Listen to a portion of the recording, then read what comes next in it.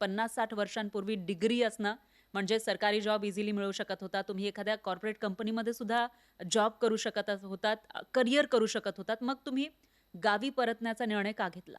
65 साली बी.कॉम झालो. हां, 1965 साली. पुण्याच्या BMCC विद्यालयातून, हां, कॉलेजातून, महाविद्यालयातून. घरी गेलो आणि माझा तोच एम होता, CA व्हायचा. हं, आणि पुढे CA होऊन चार्टर्ड अकाउंटंट होऊन काम मानाने करायचं. हां, जगायचं असा एक विचार केला होता. हं, पण माझ्या वडिलांनी मला त्यांचा धंदा दाखवला, अच्छा. कोणता धंदा? आंब्याचा. हं, आणि आमच्याकडे एक साधू संत कोटीला पोचलेले स्वामी स्वरूपानंद म्हणून संत पुरुष होऊन गेले.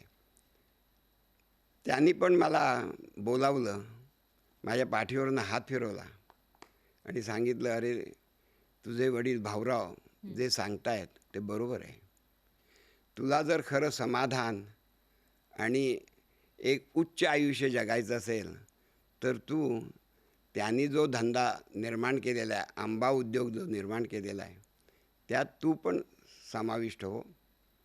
त्यांच्याप्रमाणेच कष्ट कर, तुला कशाची कमी पडणार नाही. हं, तुला किती आता अगदी CA झाला असतं, तुला किती पैसे मिळतील? हां, मी म्हटलं 800 रुपये दर महिना मिळतील.